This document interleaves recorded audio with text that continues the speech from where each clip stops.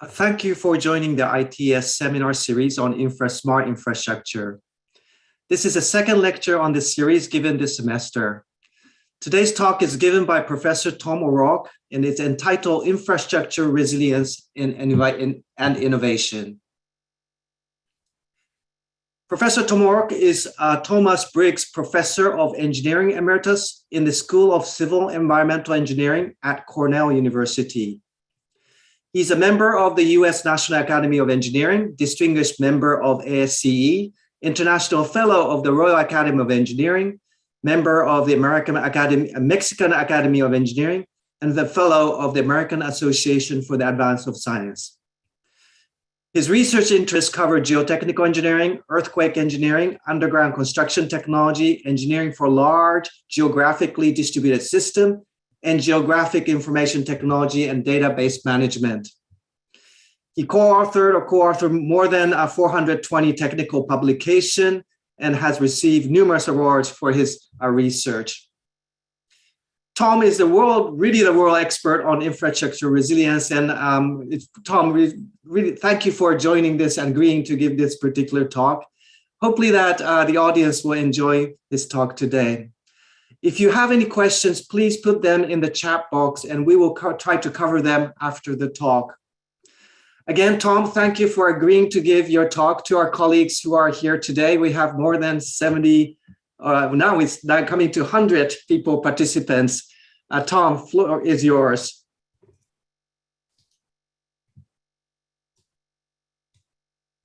Thank you very much. Kenichi, thank you very much for your comments. And everyone, it's a great pleasure to be here and to give this talk today for the Center for Infrastructure. I'm going to share the screen.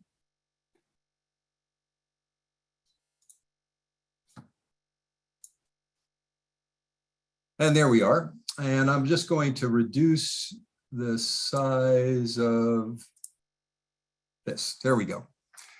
The talk today is infrastructure resilience and innovation.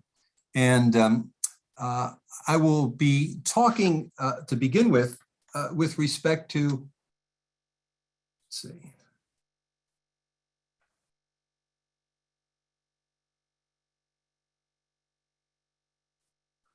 With respect to an iconic imagery of in New York City of infrastructure that existed in the 1920s. You can tell it's the 1920s from the people with the boater hats off on the upper left-hand side. When you peel back the streets, and this is at the intersection of where Wall Street is, and you see the New York Stock Exchange in the background, and underneath the city streets, you see a plethora of different pipelines, conduits, cables, and so forth. And it hasn't changed much since that time. I have pictures that are just about 10 years old or showing the same thing. And we find this in many cities in the United States. I'm going to reduce the size of this image, and then I'm going to use it in terms of fading it to indicate the topics that I'll cover in this talk. So there's policy, technology, tunnels and excavations, the L-line tunnel, and then infrastructure intelligence. The first of these is policy. We're all affected by policy, and there's been a significant number of events in the past 20 years that have affected policy, that affects infrastructure, that affects innovation, and affects resilience in infrastructure. September the 11th changed everything. And it was after September the 11th, and particularly the World Trade Center disaster, that one of the major policy issues was the protection of critical infrastructure. And when the Department of Homeland Security was created, this was their primary goal. This went on for about 4 years until Hurricane Katrina. And in Hurricane Katrina, you were already protecting critical infrastructure in terms of the hurricane protection system around New Orleans. And that was done by the Corps of Engineers. And that failed in 50 different places. And so the emphasis changed a bit. It became more associated with resilient communities. So now we have protection of critical infrastructure, we have resilient communities, and in the recent past, we've seen significant fires associated with climate change, particularly those affecting California and some of the western parts of the United States, as well as internationally. There's been some significant fires, for example, in Greece. The Camp Fire in Paradise was one of the biggest fires to be experienced. It destroyed about 90% of the town of Paradise. And that fire was started by electrical lines. And as part of the requirements for PG&E to emerge from bankruptcy, there's going to be about a $13.5 billion payout to the Fire Victims Trust. More recently, there was the Marshall Fire near Boulder, Colorado in 2021. And that was a grasslands type of fire with great significance and difficulty for the people that were affected.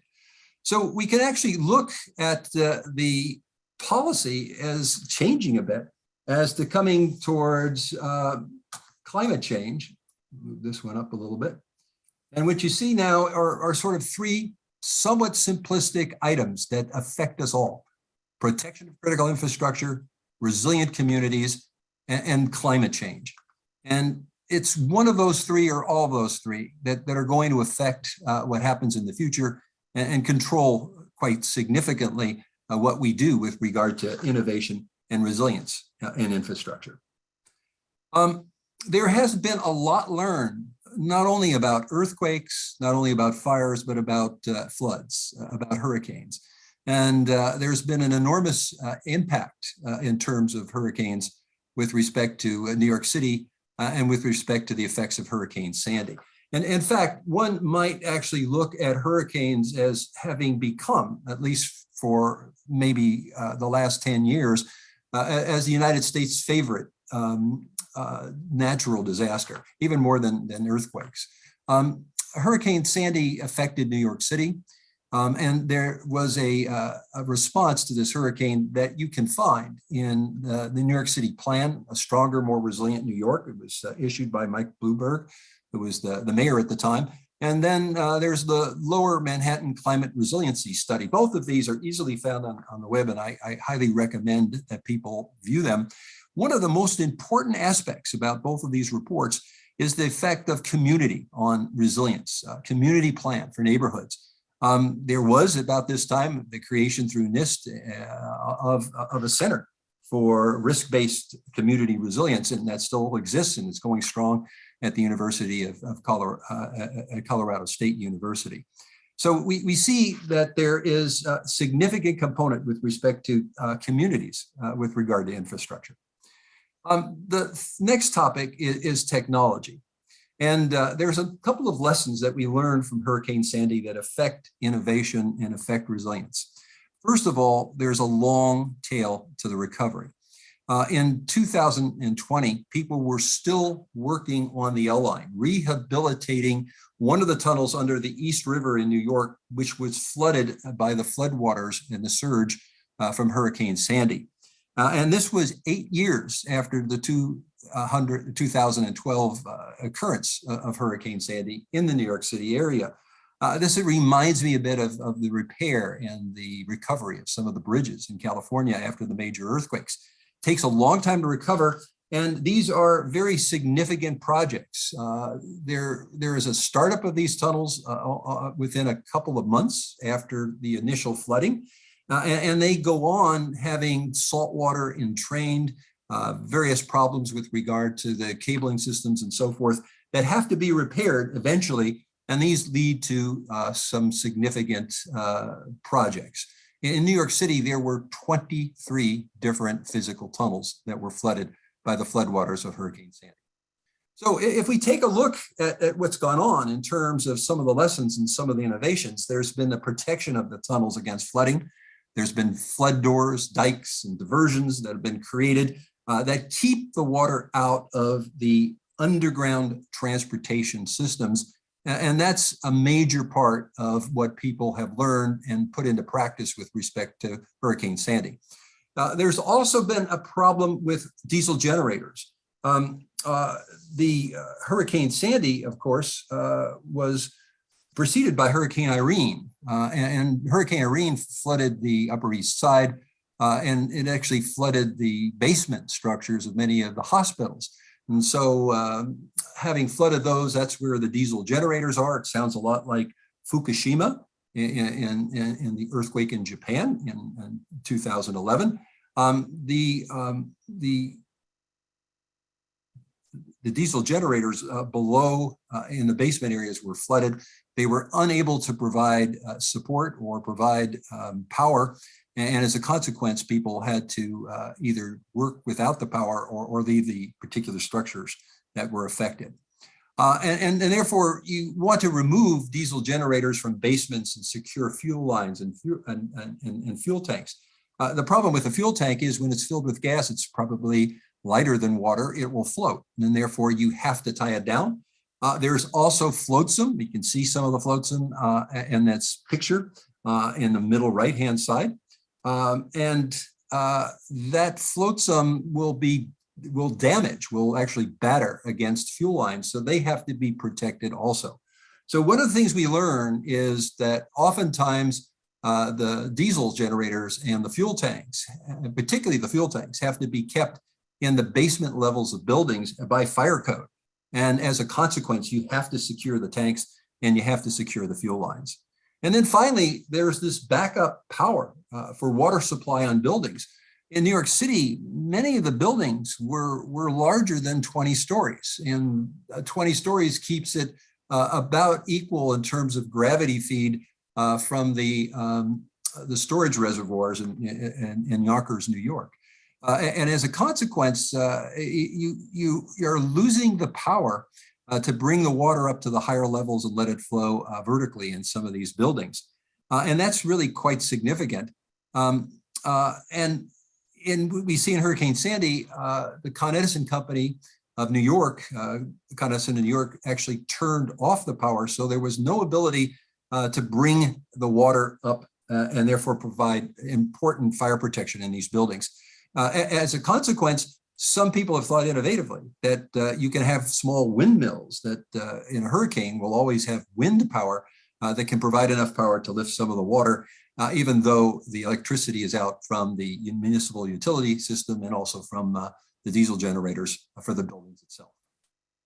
There's a number of technologies that come into play with respect to Hurricane Sandy.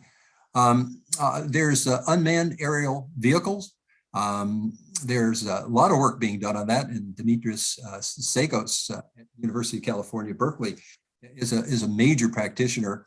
There's a structure for motion software which allows for photogrammetry to occur during UV equipment dispersion. And as we'll see, this UAV technology plays a significant role in disaster management and also reconnaissance efforts. There's BIM, Building Information Systems for flood zones. So there's no reason that communities can't benefit from having information supplied by LIDAR and other sources with regard to topography and bathymetry, and to create a BIM system for an entire neighborhood that may be affected by the floodwaters, which depends upon the topography and obviously depends upon the bathymetry. And then there's deployable flood protection systems. We see some of them right here. There's the tiger dams, these sort of sausage structures that are filled with water and act as barriers to flooding. And then there's also these HESCO bastions. They're flexible metallic structures with strong fabric. They're about 4 feet by 4 feet by 32 feet, and they're filled by front end loaders with sand and other soils. And they can be filled and stacked together about 10 times faster in terms of one person working with a front end loader than using sandbags to provide for barrier protection. During the 2007 Puebla, Mexico City earthquake, the reconnaissance that was done by GEAR afterwards, there were UAV flights that actually were able to identify ground fractures, which you see in this picture right here on the left-hand side. And those were used to enter into the regional maps. They affected a lot of the pipelines, particularly some of the important water supply and sewer lines were damaged by these fractures. And these are caused by dewatering and subsidence that starts in the soft sediments in Mexico City and is enhanced, almost like growth faults during an event like the earthquakes which occurred. And if you want to get a really good idea of where reconnaissance is going, you can go to the Gear report and you can see both volume 1 and volume 2. The tremendous work has been done with respect to the UAV. It's liberated us by allowing us to be able to look downward and to see what's happening globally and regionally. Digital twins, a very important part of things. It's a sort of a IT counterpart to a real world physical system. And I was able to work with a great group at Cornell to look at a digital twin of the water supply for Los Angeles. Of course, when you're working with a digital twin, you can simulate complex systems, you can enhance reliability through planning, design, operations, and you can create resilient operations, and you can create smart infrastructure. You can actually integrate with the area that you've created a digital twin for, sensors, life cycle management, artificial intelligence to help define things. And we were able to create a hydraulic network system for all 1,200 kilometers of this water system. It covers about 1,200 square kilometers. And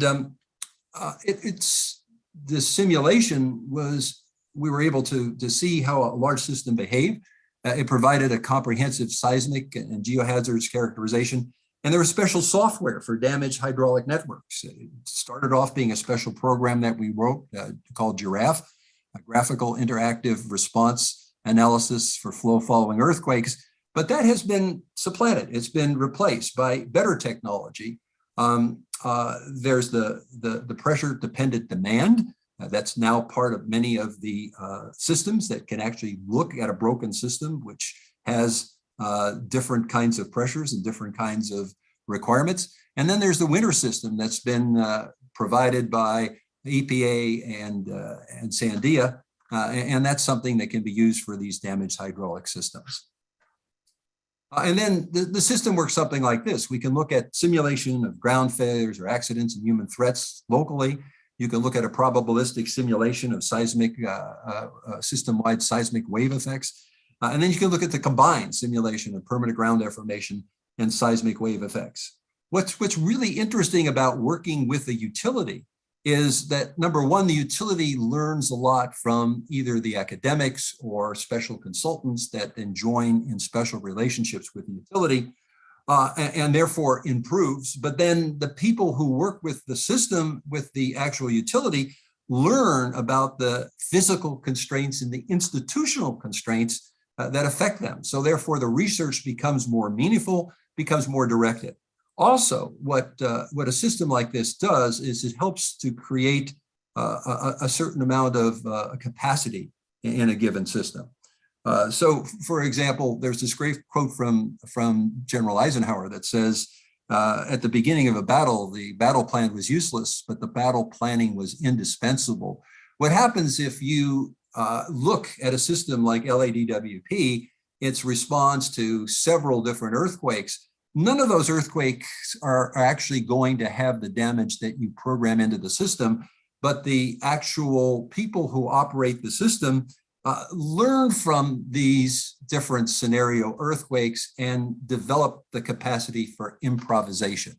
Improvisation institutionally, being able to respond to a different scenario than you actually saw because you saw enough scenarios beforehand that you're now able to respond more completely to things. This improvisation is a great asset and an important part of resilience of infrastructure. And there's also this whole new research area that people have been exploring called backbone pipeline systems.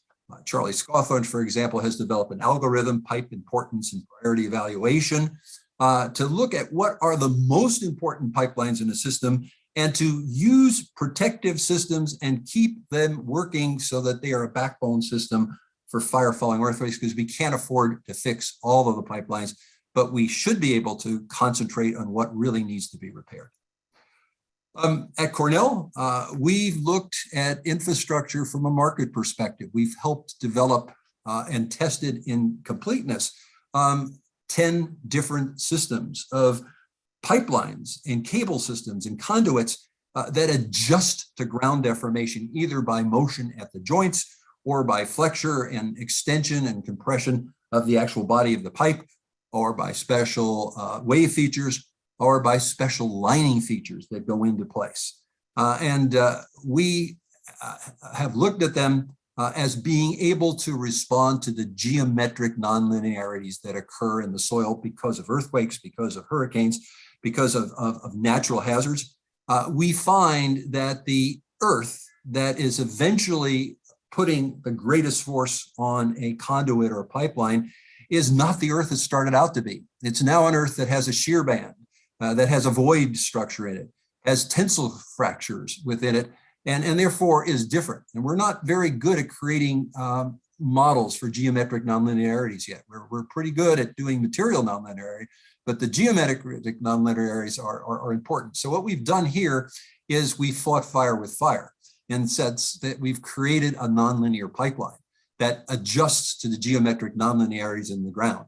These are shape shifters, and you can see there's virtually 8 of them that we helped to test, and those are part of the marketplace now.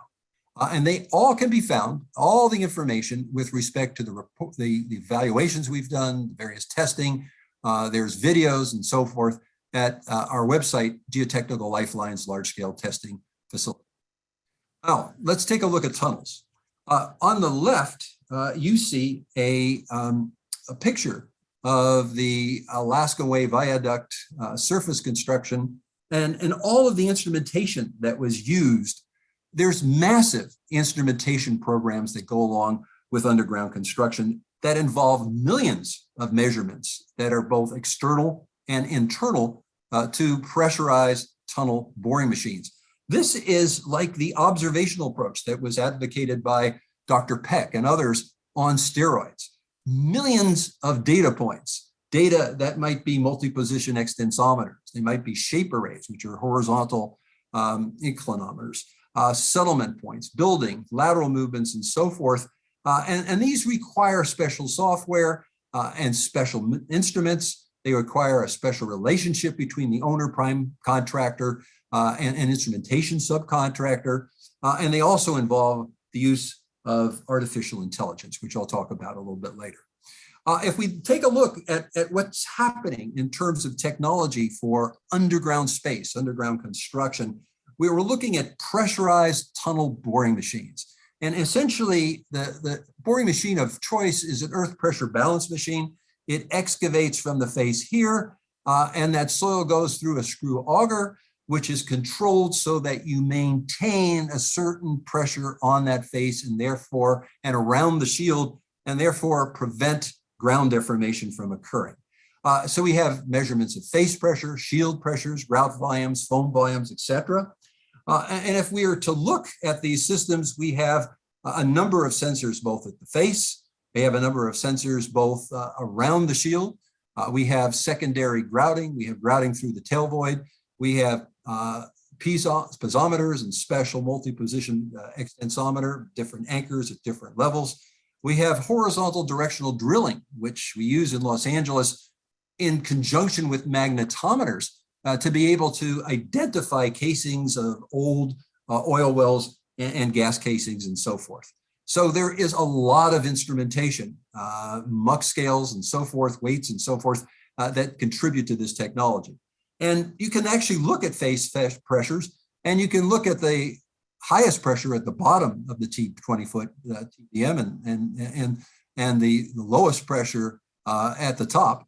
And the difference in this one is about 2 bar. Well, it turns that 6 bar is equivalent to the pressure water would generate. If we have a muck, a fluidized muck, it's maybe up to 1 bar. But 2 bar, we're probably getting a solidification of the soil, and we need to add more foam, more conditioning material. And sometimes we lose pressure over weekends. Here's a loss of pressure during the weekend. And that becomes a problem because one has to be able to manage to have appropriate pressure at all times in the tunnel environment.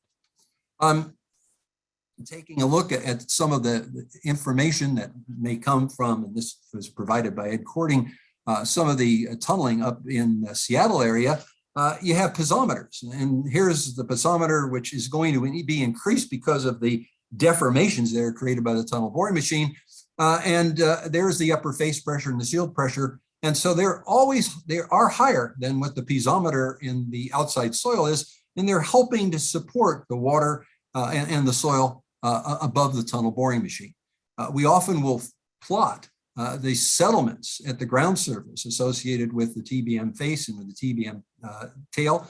And you can see one of these multi-position borehole extensometers showing about 11 millimeters of movement. By the time that gets to the surface, it's much smaller. It's an order of about 2 millimeters. And then finally, we have excavations, cut and cover tunneling, where we're actually looking at instrumentation, for example, with this removal of the strut level and inclinometers that tell us how much additional displacement we get, settlement profiles, settlement on buildings, lateral displacement on buildings, an ability to take these motions or these movements and examine them with respect to effects on the environment. And of course, this data is stored in multiple formats, and that can restrict data retrieval through Yusuf Hashash at the University of Illinois. There was a workshop on geotechnical data management systems. And there was this need that was shown for open source construction related metadata formats and easy long-term storage and use of information. So the minute we go underground, we have lots of sensors, we have lots of things that are happening, and we have the need to try to collect and create databases from these diverse sets and a need for common open source construction related metadata formats. Now I'd like to talk very briefly about the L tunnel as a case history. The L tunnel is about 1.5 miles long, and it's over 100 years old. It stretches across the East River. If we take a look at the L tunnel over here, you can see that it's taking the L line for the underground transportation system in New York City from East Avenue under the East River and then out to Canarsie. It carried about 250,000 passengers per day, so therefore it was quite important. Also, I've also learned from working with some of the utilities in New York that Canarsie makes the best bagels. So the loss of this bagel capacity was not only a problem for resilience, but a culinary disaster at the same time. So what was done was a rehabilitation of the flooded tunnel that flooded in 2012 because of Hurricane Sandy, from the fan plant at Avenue D on the Brooklyn side to the North 7th Street fan plant on the New York City side. So we have the Avenue D, it was the Avenue D fan plant for the New York City side and the North 7th fan plant for the Brooklyn side. And what you can see is this approximately 3,500 feet of tunnel was flooded by Hurricane Sandy, and there was a rehabilitation that was required from the First Avenue station to the Bedford Avenue station. The tunnel diameter varied between about 15 and 15.5 feet. Doesn't give you a lot of room, but you had to use that room sparingly to make the improvements that were necessary for the rehabilitation. What was happening is, if you look on the right-hand side of this picture, all train systems have a dynamic perimeter to them. They rock back and forth. And so if you're going to locate something inside this tunnel, it has to be in the space between the lining and the dynamic profile. And one of these areas where cables are carried and protected is called the bench wall. You can see the bench wall located over here and here. And this is where cables were carried and protected, especially because of the older construction. We find this in many tunnels worldwide. Much of this bench wall was planned to be removed during the rehabilitation of the L line, and it's by hand, it's a laborious, time-consuming process. An expert team was brought together by the governor then of New York from Cornell and Columbia universities. So Lance Collins was the dean at Cornell, and Mary Boyce was the dean at Columbia, and they're both in this picture. And there was recommendations that were given, and they were implemented in terms of the actual construction of the O line. The recommendations, number one, were to decouple the power cable housing from the bench wall. So there was a racking system, which was a polymer type of racking system, a composite system that was used to actually put the cables from the bench wall onto the system where they were able to be got at. Frankly, when they're in the bench walls and the system is flooded, water comes in through all the cracks in the concrete and it becomes harder to fix them. So having them available actually makes them more resilient. And of course, there were jacket cables with zero halogen fireproof material, successful in the airline and aerospace industry, satisfying the National Fire Protection Codes 130, and they were used to cover them and keep them protected. So the recommendations were to leave the bench wall where structurally stable, to fortify the weakened bench wall with fiber reinforced polymers. This was a great success. There were 3 different shapes that were cast ahead of time, and they were used to preserve a lot of the bench wall and also to remove some of the unstable bench wall.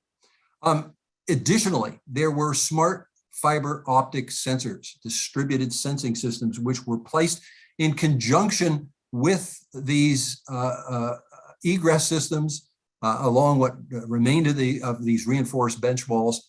And that was to provide for some additional measurements of deformation, point cloud of movement that was to help observe and look for damage in these actual systems. And then at least once a day, there was a high resolution LiDAR train that went through the system that created point clouds of information. And you can actually get a point cloud of movement, subtract one from the other, and you get the amount of settlement and lateral movement that occurs. That was used in conjunction with the strains from the smart fiber optics to enhance the observational systems. And then the fiber optics, of course, was a technology that had been looked at in large measure by lots of people that Kenichi Soga is very familiar with. Fiber optics were used on the London Crossrail. LiDAR and fiber optics were used, for example, with the London Bridge. So it was known technology, but it was put together for this particular project to enhance the observational systems. There were recommendations for flood wall doors and so forth that enhanced what was already being done. New York City has over 2,300 different openings just within the Category 2 flood zone around Manhattan and Brooklyn and Queens and so forth. And those have to be stopped and water prevented from entering into these systems. And you see some of the processes, the mechanical closure devices and the watertight manholes for doing this. Recommendations to enhance public safety. There was a detailed evaluation of control options for dust and airborne silica. Whenever they do construction, there's some airborne silica which can affect the passengers of the train that are going to take over from the construction sequence. And that had to be monitored, and we recommended that it be monitored by quality assurance, by a firm that worked solely for MTA in New York City, as well as the quality control that was done by the contractor. And this means that all these things were integrated, that no closure of service was necessary with the new design. So those 250,000 passengers could go back and forth. Beforehand, they were not going to be able to take the L line for anywhere from 15 to 18 months. And that was a large imposition, very difficult to get through that in New York City. So the work was completed with weekend and nighttime closures only, one tube at a time, leaving the other to run trains in both directions. There was a full service that was provided from about 5 or 6 o'clock in the morning to 11 o'clock in the morning for both ways, and then construction with one of the tunnels during the evening. There was $100 million saved on the project. There was maintained service for this 250,000 passengers per day. And furthermore, this new system of design approach could be potentially applied to other projects such as the 2nd Avenue subway phase 2 and the Amtrak tunnels. And here's part of the Amtrak Gateway project. You can see a new line is going to be under construction going into Penn Station. And this is a project of maybe $11 to $13 billion. So one of the more significant infrastructure projects in New York City. And then finally, we come to infrastructure intelligence. And Cornell has been fortunate in being able to partner with University of California at Berkeley, with Cambridge University, to demonstrate proof of concepts with respect to the testing that was done for pipelines. So for example, we were able to use a large scale basin, fault rupture basin. It's now been transferred to the Center for Smart Infrastructure. So UC Berkeley is going to be able to use this large-scale fault rupture basin. We actually used it to measure things by conventional ways with strain gauges, with potentiometers, with load cells and so forth, in conjunction with distributed fiber optics for joint movement, pipeline bending, strains and displacement, time domain reflectometry, which measures the changes in the dielectric constant of the soil that's created by leaks, and also underground wireless to take that information from locations along the pipeline, transmit it out of the soil conditions that were affecting the pipeline to an area where it could be analyzed and evaluated. And all of these things were shown to work well because they were compared with conventional measurements that we performed as part of our laboratory testing processes. And so we have, therefore, a paradigm shift in pipeline technology. And that is, we've been able to create a market-driven research that's funded by industry. Those 10 new products are going to be part of a market that various companies can choose from. And they will choose depending upon the characteristics of their system and the kind of resilience that they want to achieve. So you can't have resilience unless you have a market, because if you only have one product to sell or one product to buy, that has a very strong impact with respect to the cost of that unit. So now you have a number of different organizations that are creating products, that are creating a marketplace and giving alternatives, and also providing for the ingenuity of the people that are pioneering these particular procedures, these particular pipelines, shapeshifters against ground deformation. They're able to exercise their innovation in allowing for new systems to go into place. So if we input a shapeshifter, if we take what we know about hazard resilient pipelines and we put them into place and we wait 20 years, that system isn't going to be any more intelligent than the system we put into place.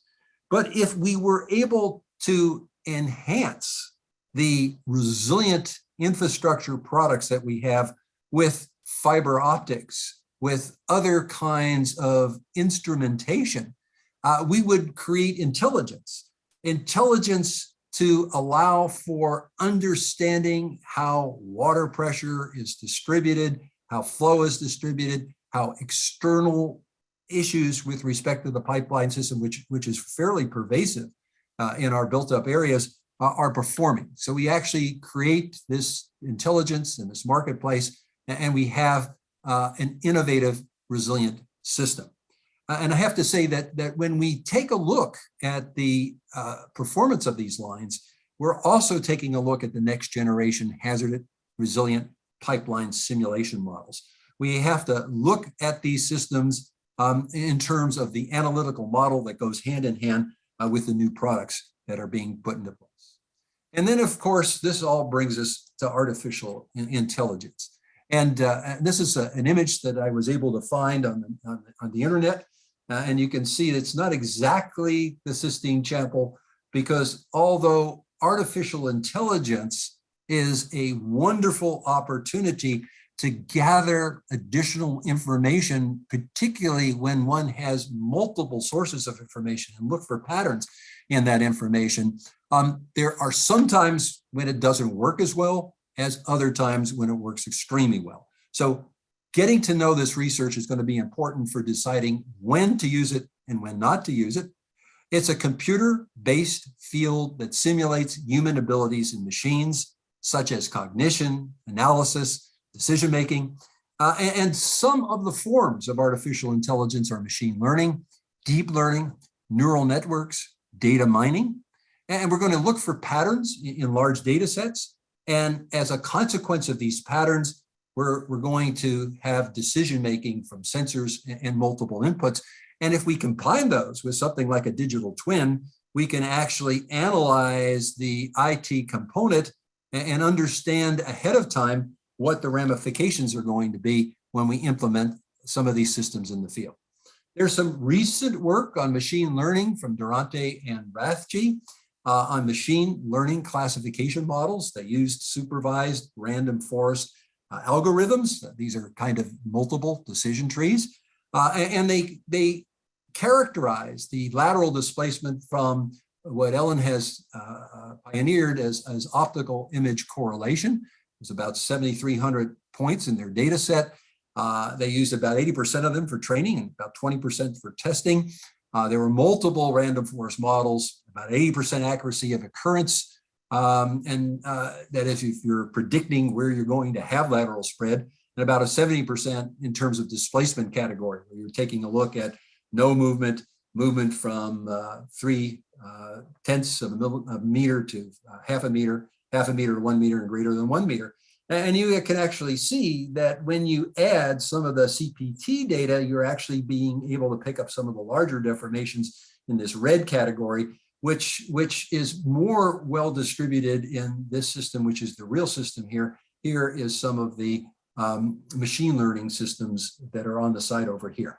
So it's an excellent paper, very good for people in geotechnical engineering to learn and see how things are evolving and what kinds of things are working well for our kinds of systems. Okay, I'm going to return to this iconic picture of Wall Street and William Street in the New York Stock Exchange in the background.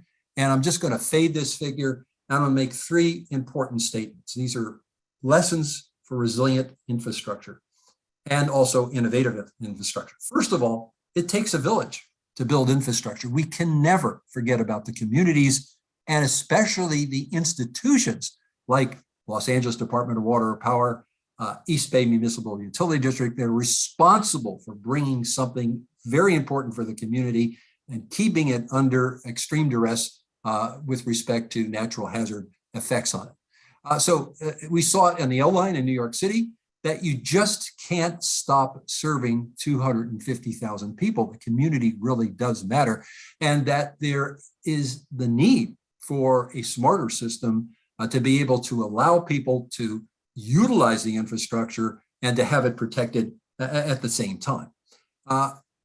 Next lesson, change agents versus agencies that don't change. If you want to be an agent of change, then you need to change agencies. And the front line of fighting and modifying and renewing infrastructure with respect to natural hazards, creating resilient infrastructure, the front line are going to be these institutions, like these utilities, as we say. So there's a tremendous opportunity to change some of these institutions, that to create special academic relationships with these utilities and to create special relationships with special firms. That brings the best state of the art to bear within the utility. And at the same time, the academics and the special consultants learn so much because every piece of infrastructure is going to have institutional constraints. And you're going to see how that happens on a day-by-day basis, working in conjunction with these institutions. And so the academics and the consultants affect the institutions, and the institutions affect the academics and the consultants. And it's a good win for everybody involved. So change agents are going to have to change agencies. And then finally, there's this innovation by integration. Many people asked us, how was it that we could change the L line? We could make it work. We didn't use any new technology, and they already looked at all of the technology that had happened. Well, I like to create this symbolism that is, I'm holding up a cell phone. This cell phone is an integration of innovation. In other words, the cell phone depends upon GPS, depends upon email, depends upon photography, and it's the way in which these different features are integrated into the cell phone that makes the cell phone unique. There is no particular technology that's not tried and tested, but it's the combination of these technologies that really make for an innovative solution to infrastructure. And hopefully the model that we adopted for the LI, because we did the same thing there, would be a model that people would apply for infrastructure at other locations.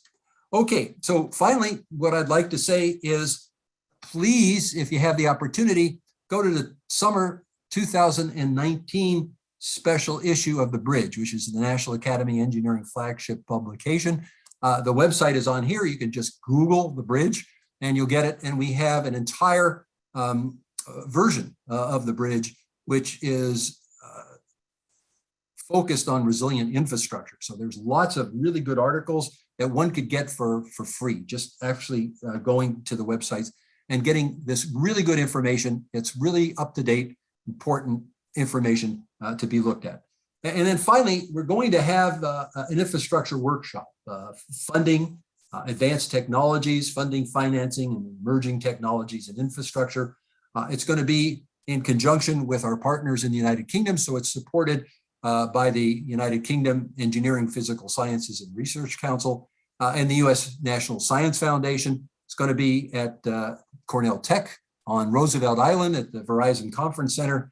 And we'll be looking at resilience and net zero and equity issues in addition to the funding and financing of infrastructure and the emerging technologies. So with that, I'm going to end my talk.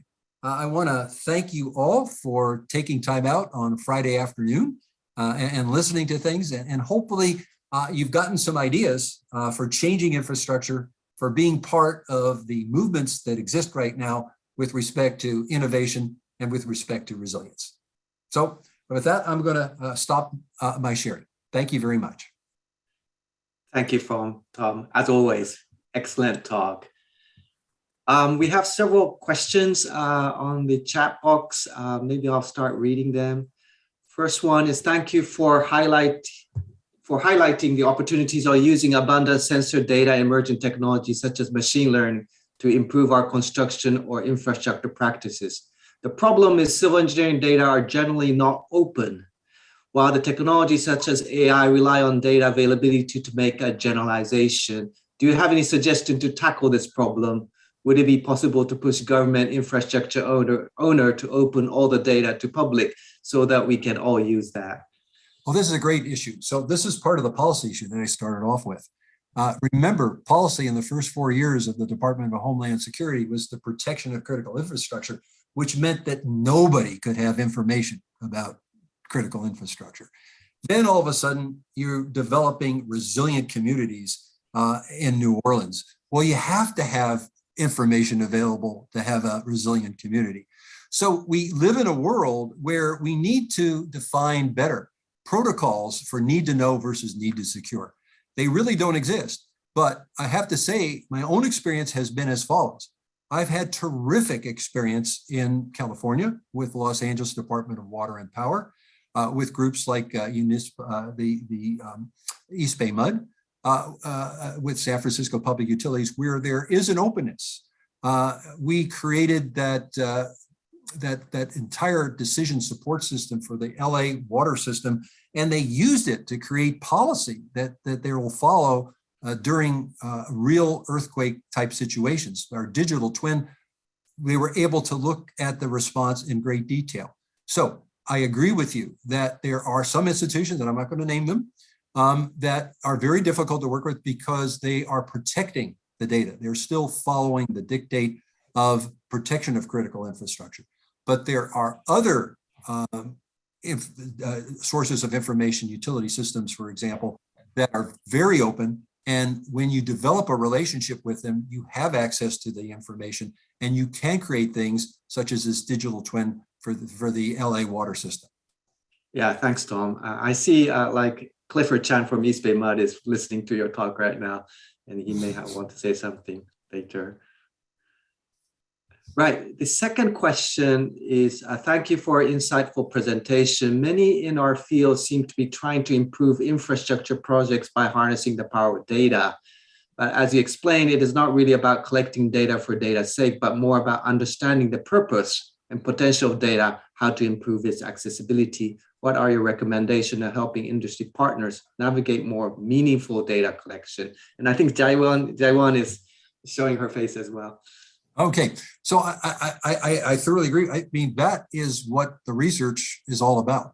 If you can get people who are motivated to find the pathways, to find the patterns in what becomes extremely disparate data sources, they will start to focus on the artificial intelligence procedures that work for a particular system.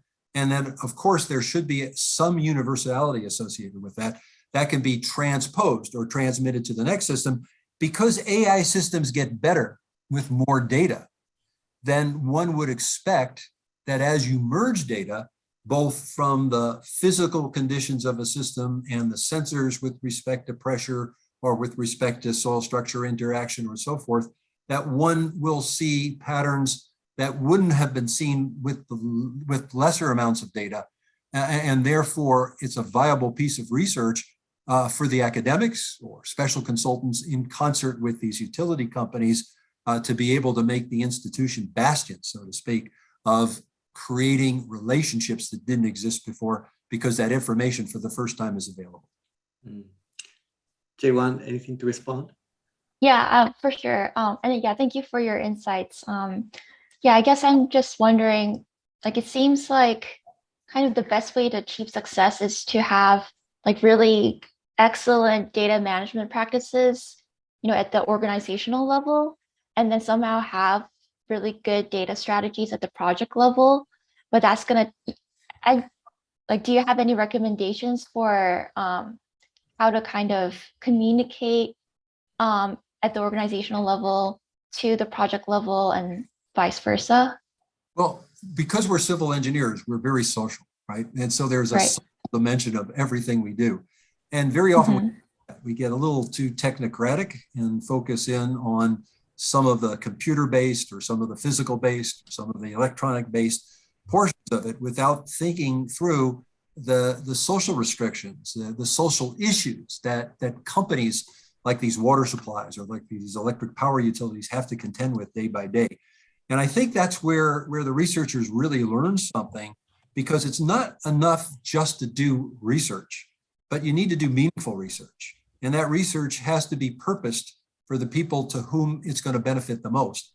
And my contention is it's the institutions, the public utilities that are the first line of defense. They act on behalf of the communities. Of course, it's helpful to bring the communities. It's very helpful also. And there's a lot of active research going on for that. But I think that if you can create a relationship, and it does take some time. It's not, when you create relationships, it just doesn't happen overnight. You have to work at it. And so I'm not telling you something that's easily accomplished. I'm actually telling you something that takes a little bit of effort. But over time, if you create that relationship, the rest of it will come, because there's incredible demand and need for academics, business, and utilities to join together and create an opportunity for everybody. Right. Thank you. Yeah, certainly. We have one more question from Nanda. Nanda, do you want to say your question? Yeah, I can say thank you so much for the very insightful thoughts and also presentation. I'm actually interested towards the considerations of like natural disaster resilience, particularly where there is like a human-induced chaos, like, everything as can be planned as scenario, but there must be, or there often be, one or two chaos induced because of like certain populations or certain number of people were not expecting particular situations. How this aspect can actually be considered, particularly when designing resiliency towards infrastructure, because there will always be unexpected outcomes coming from this chaos. So want to hear your thoughts about it. Well, here again, probably the best source of information is to work directly with somebody who has to take a day-to-day responsibility for making these systems work in reality. And what you find is there's a lot of just hardcore issues that people in companies have to deal with. Let me give you a really good example. With every utility company I've ever worked with, there's always been an internal champion. It's a person who seems to know what's going on in the system. So let's take, for example, Los Angeles Department of Water and Power. There was Craig Davis. There was Laval Lund. These were people who worked for these organizations and knew their systems inside and out and championed relationships between academics and special consultants and the actual organizations. Sometimes they go away. Sometimes they go away for really good reasons. They're promoted to another level. They can't deal because they're really busy at the next level with the level that they used to. And therefore you lose a little bit of your resolution. You lose a little bit of the leadership and the ability to connect in with these companies. So having a succession plan becomes a very important part of keeping the institution in the mix. Then once you have the institution in the mix, you just learn from the managers what they have to deal with. And they have to deal with some of this randomness with respect to the communities that they're providing the service for. But more important, they have to deal with some of the randomness within the institution itself. And one of the messages I want to say is be aware and try to make your research viable with respect to the real constraints that affect some of these institutions that are going to use your procedures to be able to do a better job of prognosticating what's going to happen. All right, thank you so much. Yeah, thanks a Certainly. lot. Right, so I think time has run out. I just want to sort of announce our next lecture coming up on March 18th on at 12 o'clock this time, because of our colleague from UK, Cambridge, is giving a talk, Dr. Jennifer Schooling, on developments in smart infrastructure and construction in the UK. So please do join if you're interested in this particular talk. Tom, thank you very much for your really nice talk, as always. And thank you very much. I know it's sort of a late afternoon, late evening, early evening for you. But hey, we're having a snowstorm. Oh, yeah, that's right. Yeah, a snowstorm right now. But I'm sure everybody enjoyed your talk, as always. And it's great stuff that you're showing. So have a good weekend. And for the participants, thank you very much for everybody joining today. Thank you very much, Canarsie, and thank you, everybody.